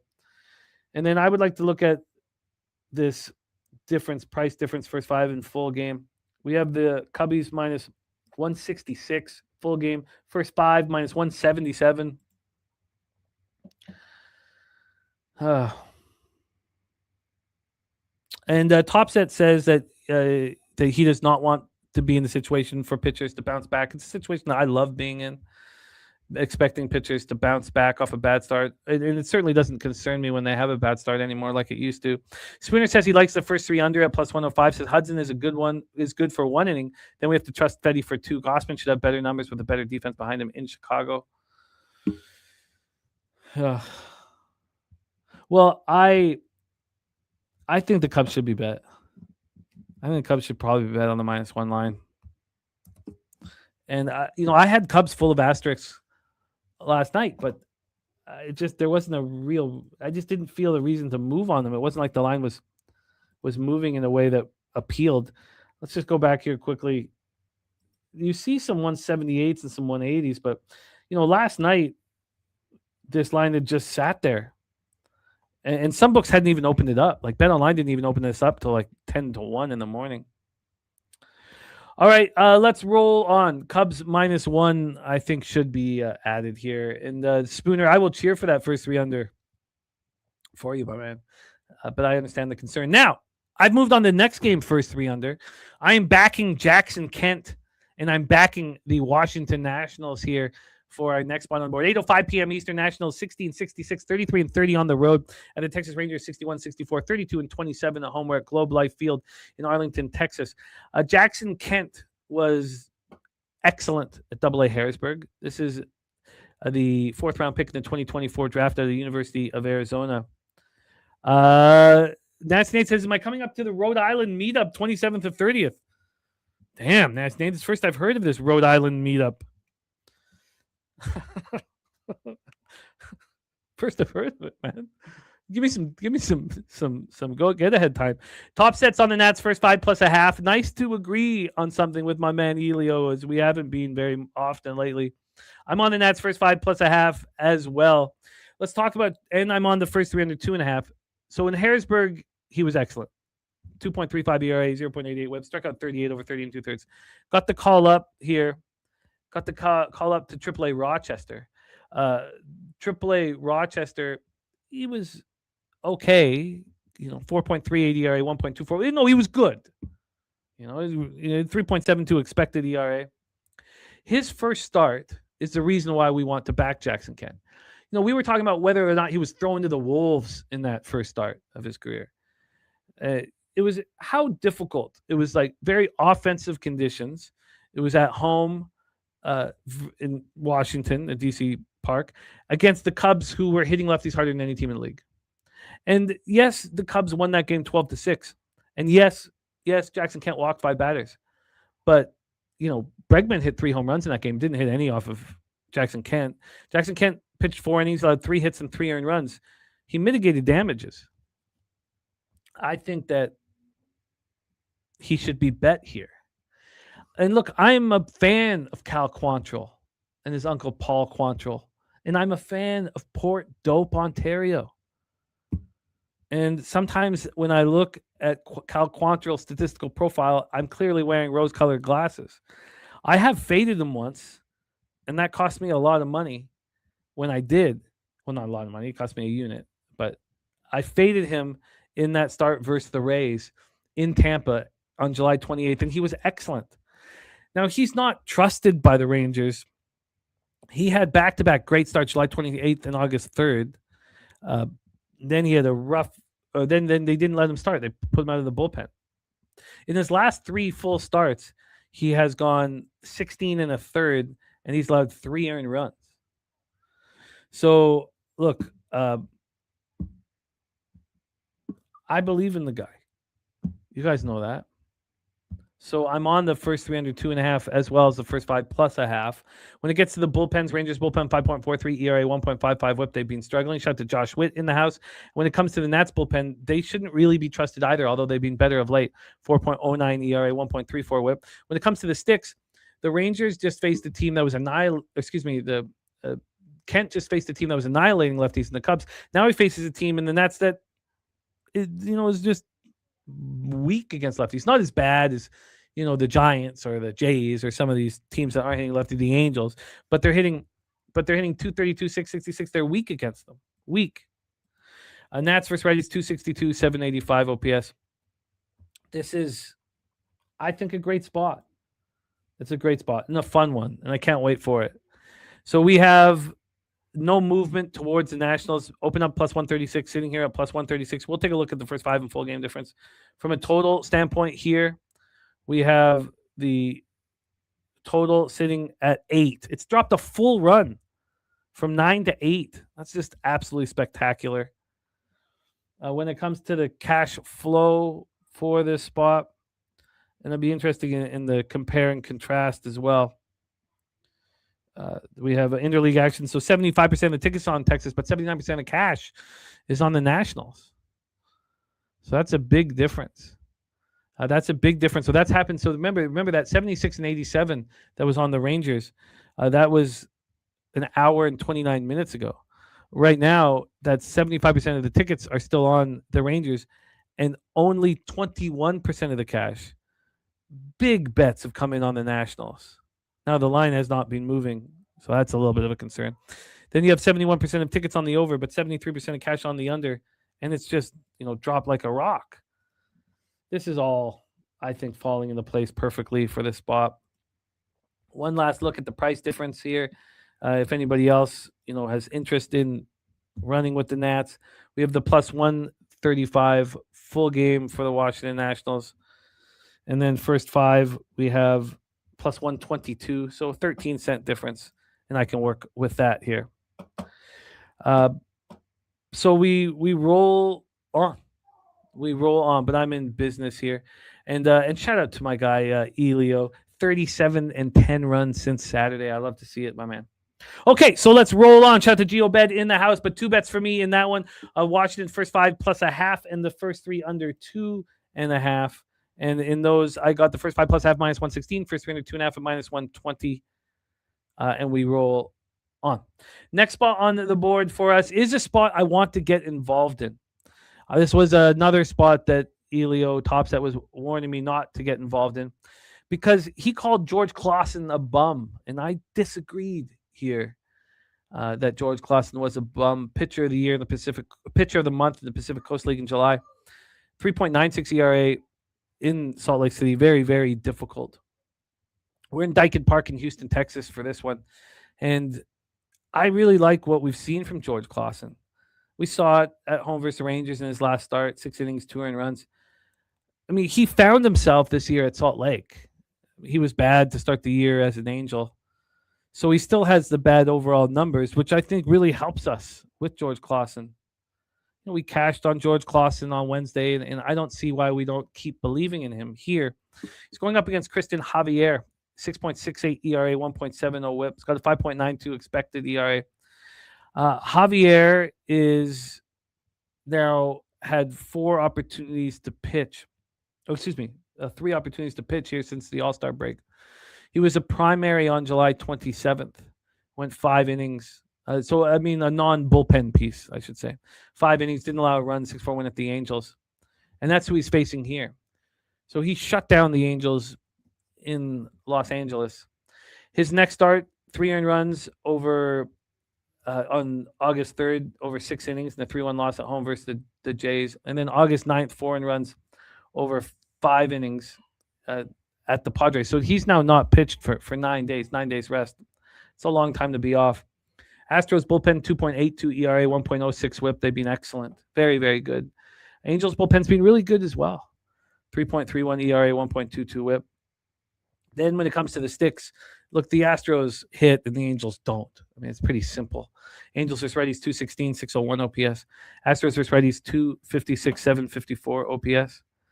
LJ from H-Town says Astros over. First game home series. It's a gift. 11-4-2 over the last 17 versus the division. 13-3 over off a day off here. So let's take a look at the line history here for this spot. We've had no movement on the total.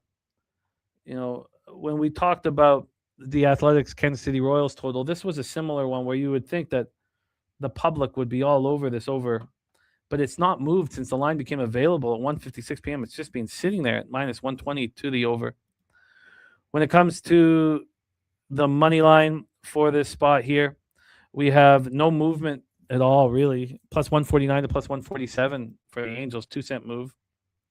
When we get to the price difference, first 5 in full game, here we go. We have the Angels are plus 147 full game. And first 5, they're plus 140. 7-cent difference. Not big, but a difference. Minus 160 for the Astros full game and minus 162 for the first 5. Then let's get to the cash. We've had no movement on side or total. Let's take a look at the cash flow for this spot. We have 87% of the tickets on the Houston Astros, and the line's not moving. So... Elio says the books are telling us the Astros. I don't get that information here.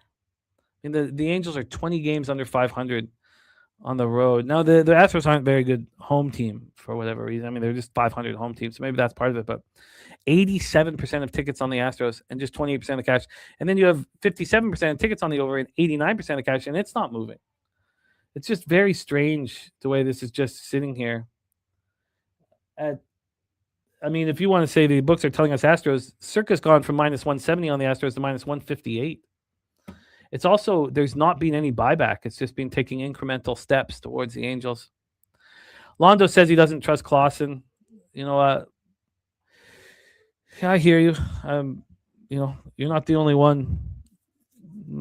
He's been called a bum here in the chat. I think he's a really good young pitcher. So I wanted to get involved in this game.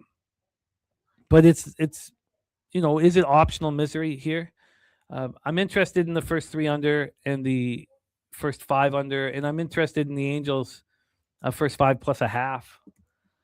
That's a lot of money to invest in an Angels-Astros game, and that's why I haven't moved on it yet. I wanted to talk it out again to see if we got to a different place.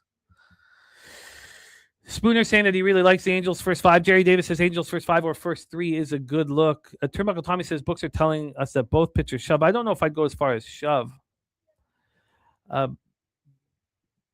Topset says the books are holding on because there's no real data to support Clausen. Again, I don't agree with these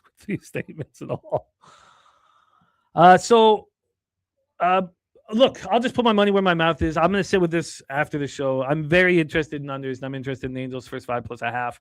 Let's roll on to our final spot. Was it our final spot on the board, or do we have? Yes, our final spot on the board before we get into the WNBA here. Our final spot on the board, Colorado Rockies hosting the LA Dodgers.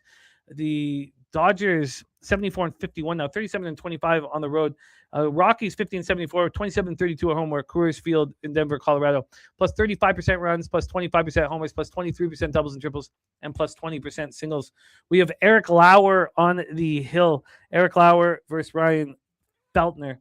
Lauer has horrific numbers in Colorado. ERA over 10. He looked better last year as a J, but he's been absolutely terrible when he's pitched in Colorado, and that does explain the line history a little bit. The last time we saw Lauer, he pitched much, much better. It was at home versus the Royals. It was a nice bounce back start after allowing 6 earned runs over 4 innings versus the Cubs. That was the first ever time that Lauer had pitched for the Dodgers and they hadn't won the baseball game. So that is this Eric Lauer spot. He's been terrible here. Shout out to BT in the house. Let's talk about Ryan Feltner. 5-6, 5.59 ERA, 1.48 whips. Got a 5.37 expected ERA. The last time we saw Feltner he was great. August 12th, 2 earned runs over 5 innings. Now, I was very wrong on Sugano last night, having an okay start against the Dodgers. We've seen Feltner already shove against the Dodgers. He looked really, really good. 5 2/3, 2 earned runs, and a 4-3 win at home versus the Dodgers. It was an excellent start. That was, his 4th start of the season. But I'm still shook here. And this line is telling me that, we'll look at the line history, but it's telling me that the Dodgers are somewhat vulnerable here, which is not a good feeling to have. So here we go. TJ says, call me square, but the over 11.5, and he's got alt overs up to 13.5. He says it hits by the 6th inning. Rockies bullpen 4.53 ERA, 1.49 whip. Dodgers bullpen 4.59 ERA, 1.42 whip. Then we have the sticks. So both bullpens not pitching very well. The sticks, it looks like the Dodgers are back. I mean, we could get caught up in their lines here, 241, 705 OPS. But the Rockies versus lefties, 257, 737 OPS. Are we supposed to sit here and believe that the Rockies are hitting lefties harder than the Dodgers are hitting righties? Shout out to Fashow 94 in the house. It's hard to believe that. We get into the line history. The line's moving towards the Dodgers. Now it's coming back, but this was a minus 170 last night. Didn't quite make sense. It moved to minus 190. It moved to minus 184, 20-1 in the morning. Moved to minus 190. Now we're back at minus 183. The total opened up at a 12. Very, very high total at a 12. It's dropped down to an 11.5. Let's take a look at the cash flow for our final spot on the board here. We have 94% of the tickets, 90% cash on the Dodgers, 64% of tickets, and 91% cash on the over. Now, the highest juice on the over 11.5 is at Circa, so that's what you'd probably want here. Topset says, I got a feeling the Dodgers will become a minus 200 team from here on out, so I believe this is cheap. Yeah, I agree. And you talked about that last night, the minus 170 being suspect. And, when Topset talks about conviction, I like when you get called out and questioned on your action, especially if you haven't moved on it yet. Then the question is, do you have the conviction to invest in it? So I love capping with my friend Elio. Elio also was a huge part of Pubapalooza 1. Love him. So that is our MLB card for Tuesday, August 18th. I came in with 16 bets. Cleveland first 5 minus a half. Cleveland full game minus 1. San Francisco, Cleveland first 3 under 2.5. St. Louis first 5. St. Louis, Cincinnati first 3 under 2.5. Toronto, Tampa Bay first 3 under 2. Toronto, Tampa Bay first 5 under 4.5. Seattle, Milwaukee first 5 over 4. Milwaukee first 5 minus a half. Atlanta, Minnesota first 5 over 4.5. Washington first 5 plus a half. Washington, Texas first 3 under 2.5. Orioles first 3. These are bets I made this morning. 4 bets. Orioles first 3. Orioles first 5. Pittsburgh first 5 minus a half. And Pittsburgh full game.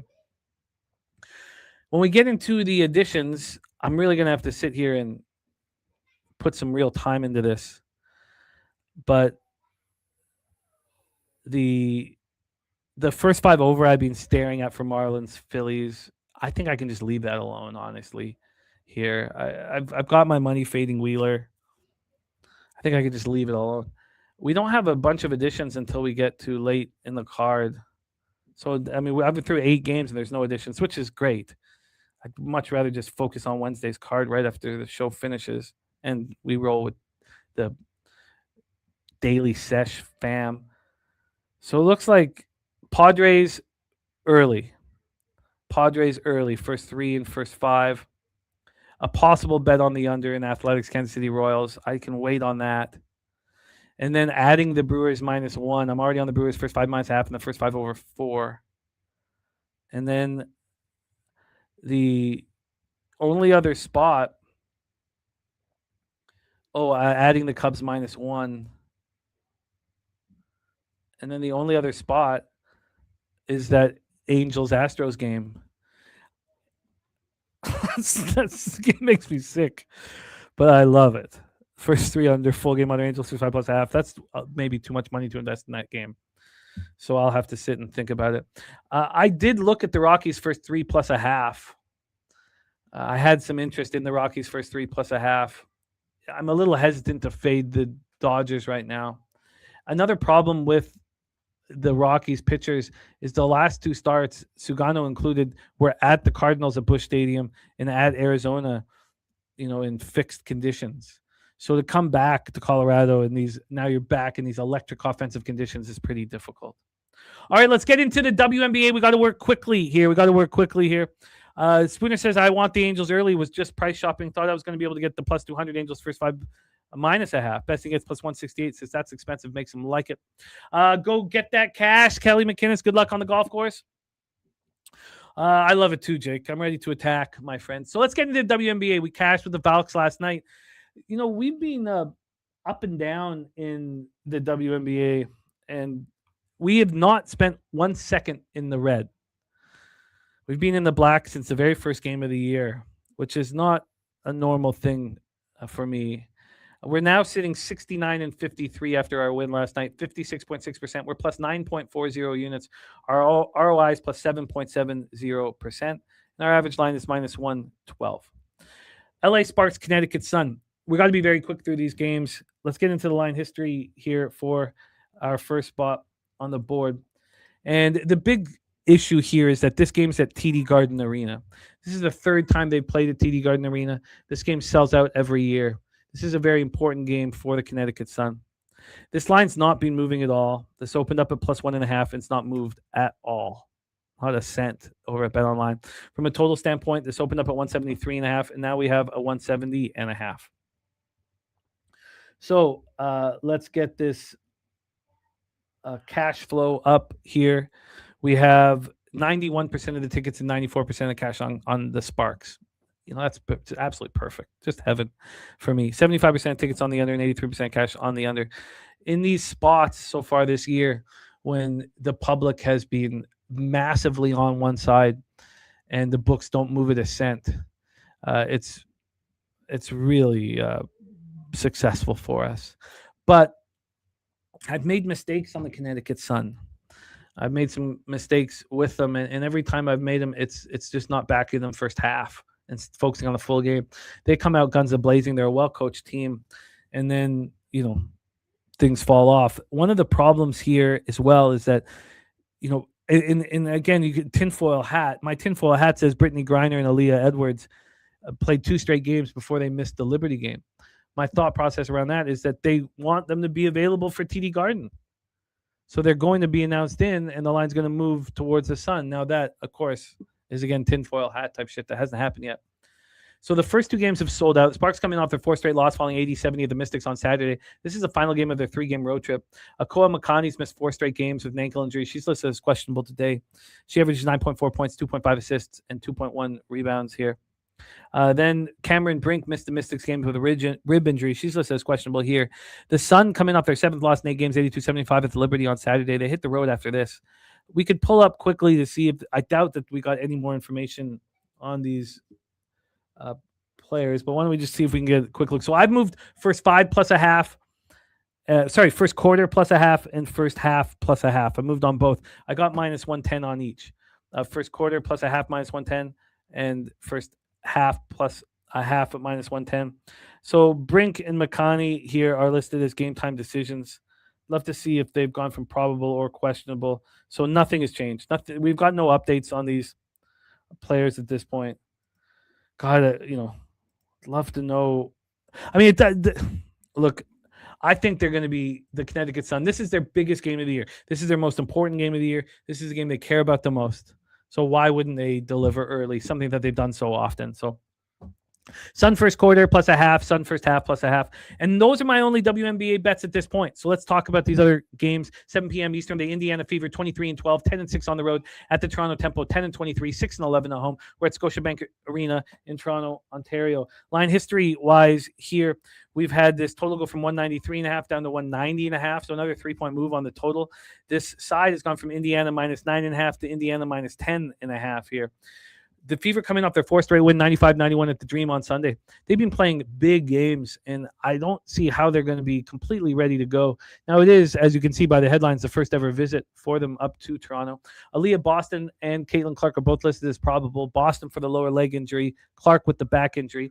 The Tempo coming off their 10th straight loss in 14th and 15 games, losing 94-88 at Dallas on Wednesday. Now, they covered for us, but they're playing with heart. They're a well-coached squad. But they deal with all these injuries. They got Julia Alamon, Maria Conde, and Niara Sabali all out of the lineup. The big story is Brittany Sykes is probable. She's going to be back. We haven't seen her last 18 games. She was having a massive season. How much time is she going to get? There's a whole – this just doesn't appeal to me. I don't – now, it will sell out. And this is also in Scotiabank Arena. They've set this up so that it's in Scotiabank Arena. So when I say sell out, I was thinking of Coca-Cola Coliseum. I mean, I don't know what the tickets are. I think that would change people's idea around the game if this was to sell out. Tempo game tonight at Scotiabank Arena going to sell out. Scotiabank Arena. Because that could give us two different games in the WNBA that are going to sell out. Yeah, it's going to be sold out. So there's going to be 20,000 people at this game. So I guess that does change the way we look at it. Much love, Elio, my man. I'll be in touch. And Bo Jackson says he'll be at the Temple game tonight for his birthday. Happy birthday, Bo Jackson, my man. And saying that Slim might come back tonight. She's listed as probable. I guess I'm going to have to sit with this for longer. Let's move on to New York Liberty, Chicago Sky here, Wintrust Arena in Chicago, Illinois. Did we talk about the cash flow in Toronto? We didn't. 79% of tickets, 66% of cash on Indiana, 81 and 74 on the under. So, we have two bottom-feeding teams in the WNBA, two of the worst teams in the league in Connecticut Sun, Toronto Tempo, with their most important games of the season. Now, I'm backing the Connecticut Sun first quarter minus half and first half first quarter plus a half and first half plus a half. Do I want to do that for Toronto? I don't know at this point. Liberty, Chicago Sky. Liberty coming off their second straight win, 6 and 7 games, 82-75 at the Connecticut Sun on Saturday. Ionescu missed the game with a foot injury. She's listed as questionable to miss her second straight game. We can take a quick look and see if she will be available tonight. They're not doing very much. They're just doing whatever is, necessary to win games. They're not playing very good basketball, the Liberty. So we have no more information on whether she will be in or out at this point. Fibic and Sabali have been out of the lineup for a long, long time. This guy coming off snapping their 3-game losing streak with 82-80 win at Seattle on Sunday. Sydney Taylor, their leading scorer, has been out for 2 weeks now with the left groin injury. She's listed as questionable to return.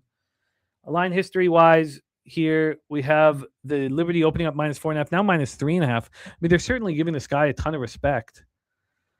1 point move towards him. This total's gone from 182.5 to 179. And then when we get to the cash flow here for the spot, we have 84% of tickets and 95% of cash on the Liberty.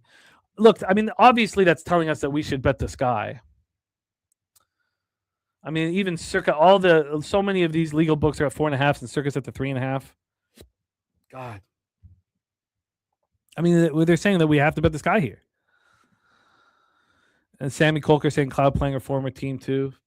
I mean, this is one of those spots where the books are just telling you what you have to do. AM says he wants the Liberty -2.5 for Sky +5. I hear that. But this is, this is the type of situation that we've succeeded with all year. The public hammering one side, the line moving a point to the suspicious side. The Sky have to be bet here. I have to do it. All right, last spot on the board, Atlanta Dream, Las Vegas Aces. This is so interesting, this spot here, Michelob Ultra Arena. We have, and Deacon says, still a few seats available for $82, Deacon? We have the Dream had their 2-game winning streak snapped in 95-91 overtime loss at home versus the Fever on Sunday. Brianna Jones appears to be out long-term with that leg injury. Jordan Canada is sick, but she's listed as probable. They've lost both meetings this year with the Aces, 85-84 at home on May 17th. And then you remember that August 3rd game, they lost by 22 points. The line was flying towards them heavily, and they got annihilated. So here they come now to Las Vegas. This would be so easy to, even despite not having Brianna Jones, to back the Dream if the Aces hadn't just lost at home to the Lynx. Everybody talking Lynx that, Lynx this, which is great for us because we got the +650, which would be a nice little score. +650 futures bet. Now, Colker says, I'm debating on waiting for the injury news with Taylor and Sabrina to bet it. I hear that. And AM says, just depends on if Ionescu is out. I mean, clearly the books are telling us Ionescu's out. But again, I have no proof of that. Let's get into the line history and then put a bow on the proceedings. This total opened up at 180.5. It's now at 178. And then when we get to the point spread here on this one, we're sitting here with Las Vegas -3. It's a very suspect line. It's a suspect line telling us that Atlanta's going to menace here. But who wants to fade the Aces off a loss? 60% of the tickets and 80% of cash are on the Aces. 83% of tickets on the under, 90% cash on the under. I mean, I guess we just have to bet the Dream. I'm not doing that right now. But this is such a public spot on the Aces. Coming off of a loss. The Dream without Brianna Jones. I wouldn't be upset if this is the card that I have. I wonder if the Sky I should move on now and save it for the Dream. Sammy Colker says last 3 games Aces haven't scored more than 81 and the Dream haven't let their opponents score more than 80. Dream defense and their team are playing their best stuff right now. Yeah, I just wish the Aces weren't coming off of a loss. Look, the Dream should be bet in this marketplace. So I think I hold off on that one. But I think if I can get a 4 or higher on the Sky, I move now. And then the Fever tempo game is very tricky.